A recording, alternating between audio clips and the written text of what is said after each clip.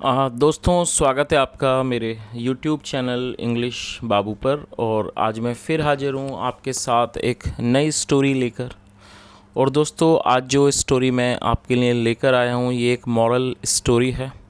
बहुत ही interesting story है। और इंटरेस्टिंग स्टोरी होने के अलावा दोस्तों, इस कहानी का जो मॉरल है, जो इस कहानी का जो एक संदेश है, बहुत ही प्यारा इस कहानी का संदेश है। इस कहानी के माध्यम से आपको बहुत ही अच्छे नए इंग्लिश के वर्ड मीनिंग सीखने को मिलेंगे, उनकी करेक्ट प्रोनाउंसिएशन के बारे में पता चलेगा। और दोस्तों, जैसा आपने देखा ये कि मैं अपने हर वीडियो में कोशिश करता हूँ कि जो ग्रामर का जो स्ट्रक्चर है, जो ट्रांसलेशन का प्रोसेस है, वो आपको बहुत ही अच्छे तरीके से समझा सकूं। तो इस वीडियो के अंदर भी आपको कुछ नए वर्ड मीनिंग के अलावा ग्रामर का एक अच्छा स्ट्रक्चर देखने को मिलेगा। कुछ नए स्ट्रक्चर्स भी आप सीखेंगे और कुछ ऐसे वर्ड मीनिंग भी होंगे जो आप पहले से नहीं जानते होंगे, तो आप उन्हें नोट कर सकते हैं। तो चलिए दोस्तों, आज की इस कहानी को हम शुरू करते हैं और सबसे पहले कहानी का टाइटल देखते हैं। कहानी का टाइटल है how much is uh man worth. क्या मतलब हुआ दोस्तों? ये जो हमारा वाक्य है ये सिंपल प्रेजेंट का वाक्य है। और जैसा आप सब जानते ही हैं, जब हम सिंपल प्रेजेंट में कोई भी वाक्य बनाते हैं तो वहाँ पर इज़ एम आर का प्रयोग किया जाता है हेल्पिंग ऑफ के रूप में। साथ में कोई भी नाउन या फिर एडजेक्टिव को लेकर वाक्य बनाया जाता है, लेकिन वहाँ किसी भी वर्ब का प्रयोग नहीं किया जाता है। और ये एक सिंपल प्रेजेंट का इंट्रोगेटिव सेंटेंस है। हाउ मच का मतलब होता है कितना या फिर कितनी। और दोस्तों, वर्थ WORTH, वर्थ का मतलब होता है किसी चीज़ की कीमत। तो इस लाइन का क्या अर्थ हुआ? How much is uh man worth, मतलब एक आदमी की क्या कीमत है।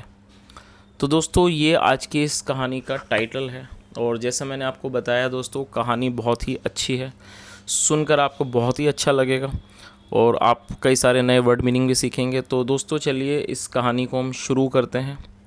और मेरी आपसे रिक्वेस्ट है, आप इसे बिल्कुल ध्यान से सुने। यदि आपको कोई भी नया वर्ड या फिर ग्रामर का नया स्ट्रक्चर देखने को मिले तो आप उसको नोट भी ज़रूर करें। तो चलिए इसको शुरू करते हैं।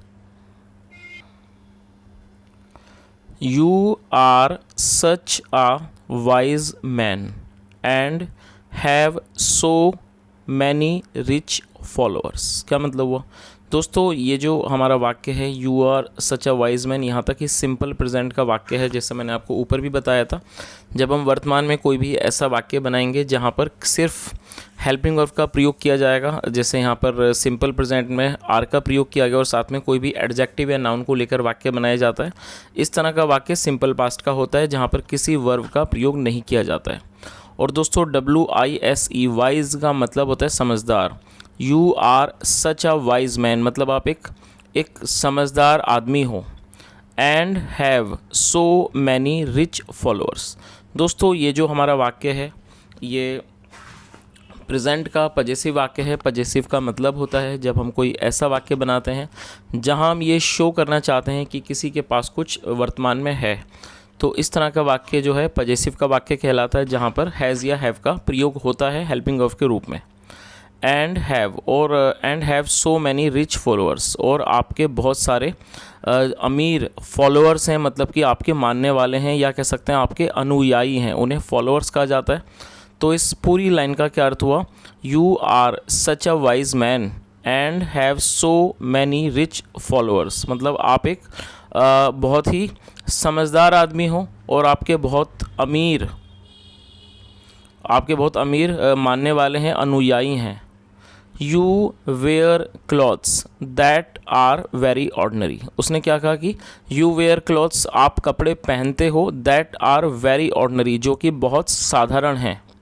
इन अपीयरेंस, दोस्तों अपीयरेंस का मतलब होता है किसी चीज़ का दिखाई पड़ना, नज़र आना, उसे अपीयरेंस कहा जाता है।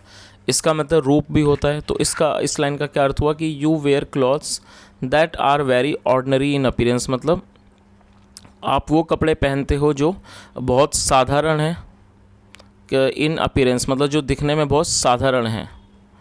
From your appearance it is not made out that you are a teacher of 200 of disciples. क्या अर्थ हुआ? फ्रॉम योर अपीयरेंस मतलब कि आपके अपीयरेंस से, आपके रूप से, it is not made out, it is not made out मतलब इस चीज़ का पता नहीं लगता है दैट कि यू आर अ टीचर मतलब आप एक शिक्षक हो, अध्यापक हो, टू हंड्रेड्स ऑफ डिसिपल्स मतलब आपके जो पहनावे से या कह सकते हैं आपके रूप से इस चीज़ का पता नहीं चलता है कि आप एक सैकड़ों शिष्यों के, डिसिपल मतलब शिष्य हैं, और आप सैकड़ों शिष्यों के अध्यापक हो, गुरु हो। वाई दिस कॉन्ट्राडिक्शन, इस तरह का विरोधाभास क्यों। दोस्तों ये जो वर्ड है कॉन्ट्राडिक्शन, आप इसे नोट कर सकते हैं। कॉन्ट्राडिक्शन का मतलब होता है विरोधाभास, जब एक किसी भी तरह की एक चीज़ से जो दूसरी चीज़ का की तुलना में उन दोनों चीज़ों का कोई भी तुलना ना की जाए, दोनों ही विपरीत हों, तो इस तरह की स्थिति को विरोधाभास कहते हैं हिंदी में, जिसे कॉन्ट्राडिक्शन कहा जाता है। तो दोस्तों इस लाइन यहाँ तक आपको अच्छे से समझ आ गया होगा कि क्या कहा गया है यहाँ पर, कि आप एक बहुत समझदार आदमी हो, बहुत ही वाइज मैन हो, और आपके बहुत अमीर जो हैं अनुयायी हैं, और जो आप कपड़े पहनते हो वो इतने साधारण हैं कि जो दिखने में बहुत ज़्यादा मतलब कि साधारण से लगते हैं फ्रॉम योर, और जो आपकी अपीयरेंस है मतलब कि आपके दिखने से इस चीज़ का पता नहीं लगाया जा सकता कि आप इतने सैकड़ों जो आपके डिसिपल्स हैं, जो शिष्य हैं, उनके आप शिक्षक हो। वाई दिस कॉन्ट्राडिक्शन मतलब इस तरह का विरोधाभास क्यों। चलिए आगे देखिए। The young man posed this question to his guru. Pose का मतलब होता है सामने रखना। जो the young man pose this question, जो यंग मैन था, जो एक नवयुवक था, जवान आदमी था, उसने अपने गुरु के सामने ये सवाल रखा। तो दोस्तों ये जो आपने यहाँ तक पूरा सुना, ये एक तरह से एक शिष्य के द्वारा अपने गुरु को ये सब बातें कही गई थी। उसने अपने गुरु से ये सवाल पूछा था। चलिए आगे देखिए गुरु जी ने क्या कहा इस बात का।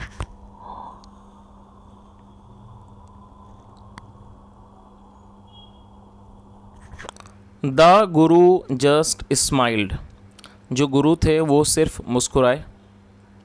और दोस्तों ये पास्ट इंडेफिनिट का अफर्मेटिव वाक्य है, और ये हमारी सेकंड फॉर्म है स्माइल की, smiled. He took out a ring from his finger and asked the young man. क्या अर्थ हुआ दोस्तों, ये भी हमारा पास्ट इंडेफिनिट का अफर्मेटिव वाक्य है, जहाँ पर सेकंड फॉर्म का प्रयोग किया गया है। टेक आउट का मतलब होता है निकालना, और ये सेकंड फॉर्म है। Took out, he took out a ring from his finger मतलब उन्होंने अपनी उंगली से एक अंगूठी निकाली।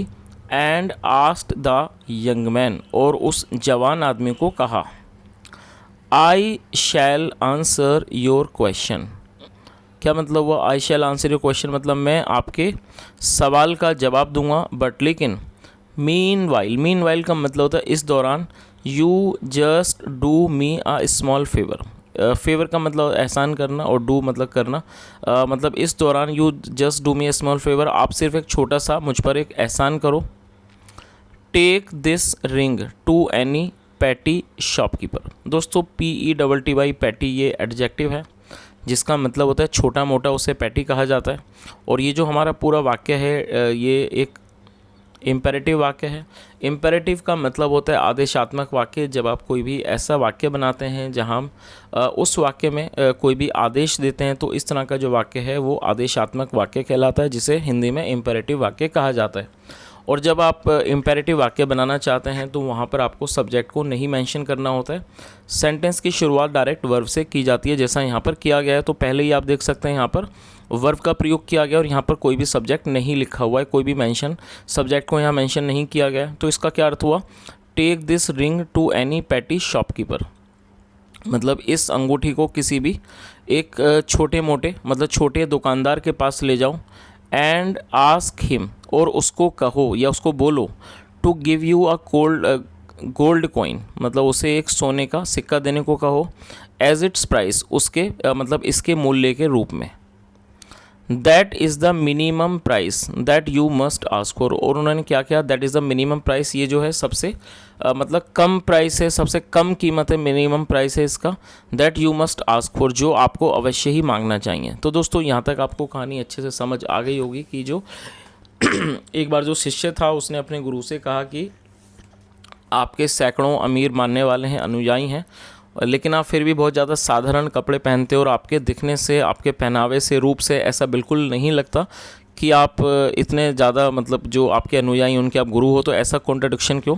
तो जो गुरुजी थे उन्होंने कहा कि उन्होंने अपनी उंगली से एक अंगूठी निकाली और उस जवान आदमी को दी, और उससे कहा कि मैं आपके सवाल का जवाब दूंगा, लेकिन इस दौरान आपको मुझ पर एक आप छोटा सा एहसान करना है, और उन्होंने कहा कि आप इस अंगूठी को किसी भी एक छोटे दुकानदार के पास ले जाओ और उसको कहो कि आपको वो इसके बदले एक सोने का सिक्का दे दे, और ये जो आपको ये सबसे कम जो कीमत है, मतलब उन्होंने क्या कहा कि जो ये सोने का सिक्का ये सबसे कम कीमत है जो आपको मांगनी है। चलिए दोस्तों आगे देखते हैं आगे क्या होता है। The young man tried his best but came back with the ring unsold. क्या अर्थ हुआ? ये भी पास्ट इंडेफिनिट का अफर्मेटिव वाक्य है। The young man tried his best, ये जो यंग मैन था, जो ये जवान आदमी था, नवयुवक था, ट्राइड हिज बेस्ट, उसने अपनी पूरी कोशिश की, लेकिन but came back with the ring unsold, लेकिन वो बिना बिकी हुई अंगूठी के साथ वापस आ गया। अनसोल्ड का मतलब होता है बिना बिकी हुई, जिस चीज़ की बिक्री नहीं हुई हो। ही टोल्ड हिज गुरु, उसने अपने गुरु को बताया। No petty shopkeeper is willing to offer a gold coin for this ring. क्या अर्थ हुआ? उसने अपने गुरु को क्या बताया कि नो पैटी शॉपकीपर मतलब कोई भी एक छोटा जो दुकानदार है, इज़ विलिंग मतलब उसकी इच्छा नहीं है। विलिंग का मतलब होता है इच्छा होना। No petty shopkeeper is willing to offer a gold coin for this ring मतलब कोई भी जो छोटा दुकानदार है उसकी ये इच्छा नहीं है कि वो इस अंगूठी के लिए एक सोने का सिक्का दे। The guru then asked him to go to some, फिर जो गुरु थे उन्होंने उसको कहा to go to some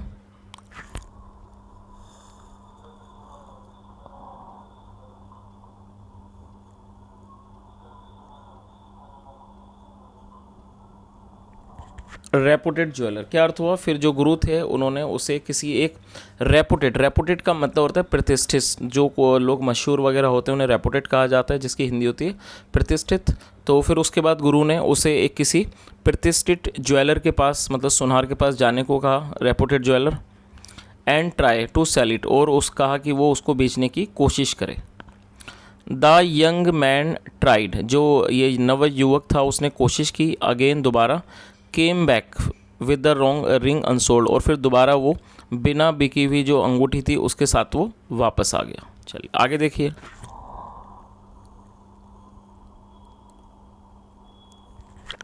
the jeweller said मतलब कि सुनार ने कहा that the ring was much too valuable, उसने कहा कि ये जो अंगूठी है वॉज टू मच वैल्यूएबल, वो मतलब उसकी बहुत ही ज़्यादा वो मूल्यवान है, बहुत कीमती है। And he could not afford two by it, और वो इस चीज़ को उसको ख़रीदने को सहन नहीं कर सकता। अफोर्ड का मतलब होता है सहन करना, and he could not afford two by it, और वो उसे खरीदना सहन नहीं कर पाया।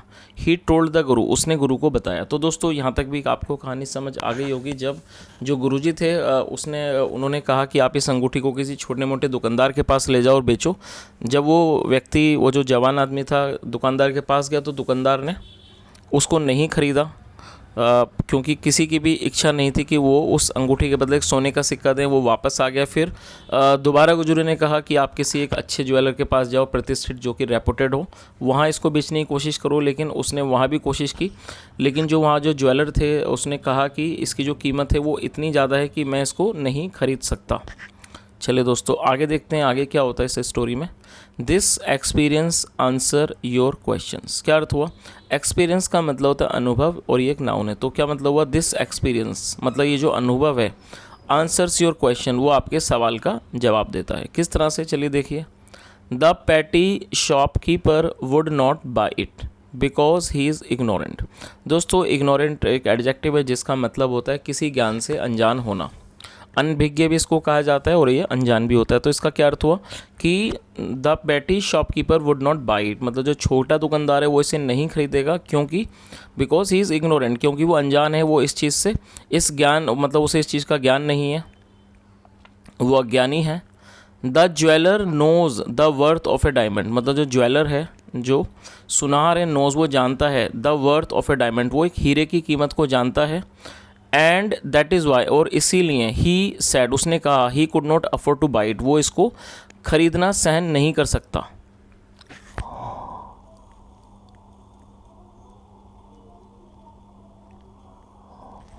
External appearance can be deceptive. दोस्तों डिसेप्टिव एडजेक्टिव है जिसका मतलब होता है धोखा देने वाला।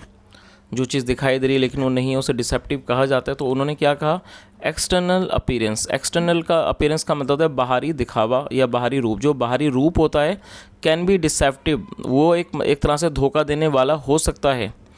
Those who are knowledgeable do not go by external appearance। क्या कहा उन्होंने, those who are knowledgeable मतलब कि जो लोग ज्ञानी होते हैं, knowledgeable मतलब जो लोग ज्ञानी होते हैं, ज्ञान जिनके पास ज्ञान होता है, do not go by external appearance, वो बाहर के दिखावे से नहीं चलते हैं, वो बाहर के दिखावे पर नहीं जाते हैं। What a person wears is of no significance मतलब कि जो व्यक्ति जो पहनता है उसका कोई भी महत्व नहीं होता है। Is of no significance. The real worth of man मतलब वो एक वो एक सही कीमत नहीं होती है किसी आदमी की। लाइज इन हिज नॉलेज, तो उन्होंने क्या कहा, the real worth of man lies in his knowledge and superior wisdom मतलब कि एक जो असल जो कीमत होती है वो एक आदमी की, वो उसके नॉलेज पर होती है। लाइज इन हिज नॉलेज, वो उसके नॉलेज पर निर्भर करती है। एंड सुपीरियर विजडम, और वो उसकी जो उच्चतम जो उसकी समझदारी है वो उसमें निहित होती है, वो उसके अंदर होती है। तो दोस्तों ये जो गुरुजी थे इन्होंने बहुत ही अच्छी बात यहाँ बताई कि जो ज्ञानी लोग होते हैं वो बाहरी अपीयरेंस या बाहरी दिखावे के हिसाब से नहीं उस पर नहीं जाते हैं, और जो एक व्यक्ति का वो क्या पहनता है उसका कोई भी महत्व नहीं होता है, लेकिन जो रियल वर्थ होती है, जो एक सही और क्या कहते हैं एक जो उचित जो कीमत होती है एक आदमी को, वो क्या होती है, उस व्यक्ति का नॉलेज, उसका ज्ञान और उसकी जो उच्चतम जो उसका कह सकते हैं जो विजडम है, बुद्धिमानी है, वो क्या होता है, वही उसकी एक रियल वर्थ, वही उसकी एक असल कीमत होती है। The young man felt convinced का मतलब होता है राज़ी हो जाना, सहमत हो जाना। जो यंग मैन था, जवान आदमी था, वो पूरी तरह से उसने सहमत महसूस किया।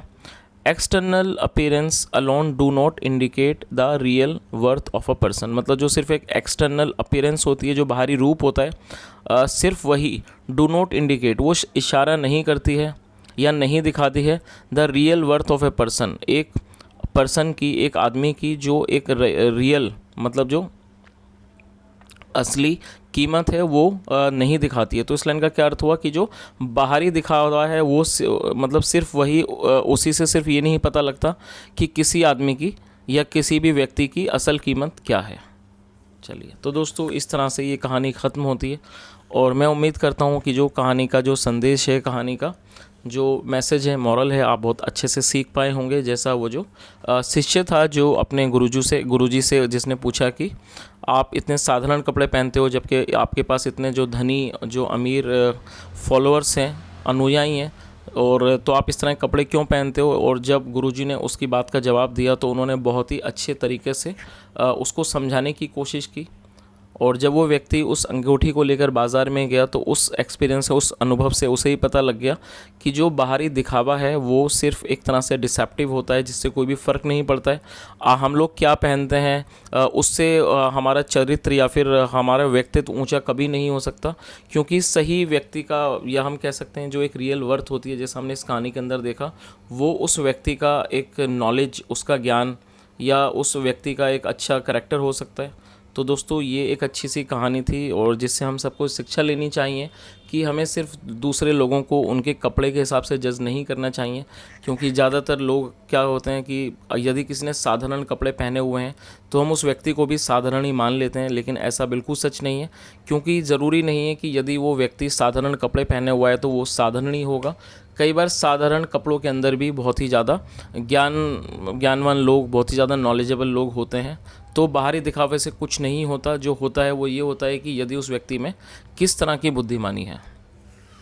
तो दोस्तों ये आज की एक छोटी सी कहानी थी। यदि कहानी आपको अच्छी लगी और मेरा पढ़ाने का प्रयास आपको अच्छा लगा हो तो आपसे रिक्वेस्ट है, आप वीडियो को ज़रूर लाइक करें, शेयर करें, चैनल को सब्सक्राइब करें। कहानी के बारे में कोई सुझाव हो तो कमेंट के माध्यम से ज़रूर बताएं। सुनने के लिए thank you so much. Have a nice day and bye.